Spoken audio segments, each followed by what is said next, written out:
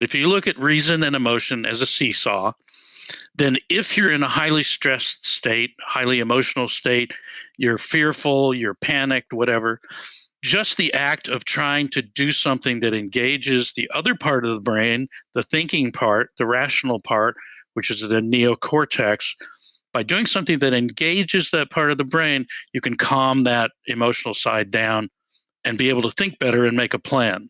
And so in the case of the USS Indianapolis, which was the last ship sunk in World War II, it was torpedoed by a Japanese submarine, and about 1,000 guys were thrown into the water as this ship sank. And it was in the Pacific, it was shark-infested waters, it was a real mess. And making things even more interesting, nobody knew the ship was out there. There was a mistaken record of it having docked somewhere, so nobody came to rescue. But in the initial minutes after the sinking, one of the officers was swimming through this sea of fuel that was spreading out, and he came upon a lifeboat with a bunch of sailors in it, and they were all covered in that sticky diesel fuel, and he said they looked like they'd just given up. They were lifeless. They weren't doing anything to help themselves. And he got in the boat with them, and he took out his service pistol, his 45, and he took it apart, and he gave each person a piece of it. And he said, now we're going to clean this weapon, and we're going to put it back together. And there was no point in that. He didn't have anything to shoot with his gun. It was just an exercise in forcing them to think in a linear fashion and do something with a purpose. And there's a bigger, and it worked. They calmed down, they got organized, and they survived in this boat.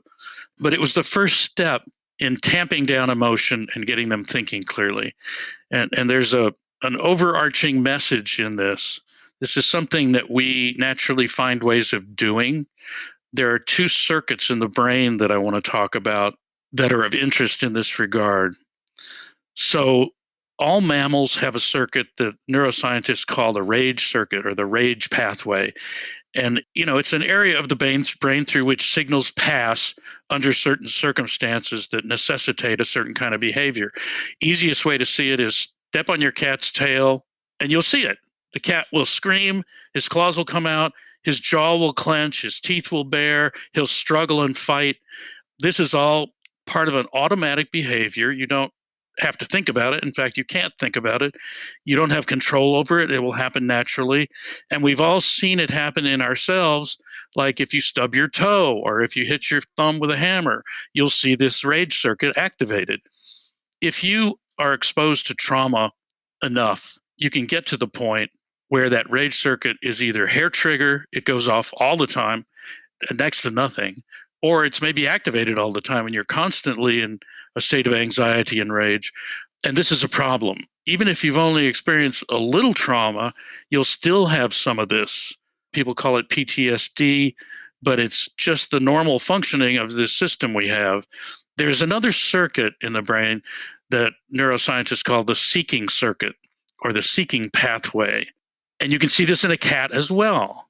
When the cat is stalking prey, the cat gets down low, it gets very quiet, it gets very organized, methodical, goal-oriented, step-by-step kind of movements. And this is not so much different from what I was describing in doing something that engages the cognitive part of the brain.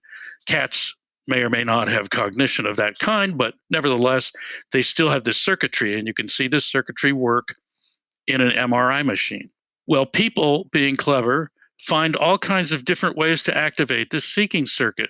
And the seeking circuit runs through the rage circuit, and so it deactivates it. So if you're feeling anxious, if you're feeling enraged, there's nothing better than to find that activity that dampens the rage circuit and engages the seeking circuit. For some people, it's a game of golf. For some people, it's running. For some people, it's cooking a gourmet meal. I mean, it can be anything because we're so adaptable as people.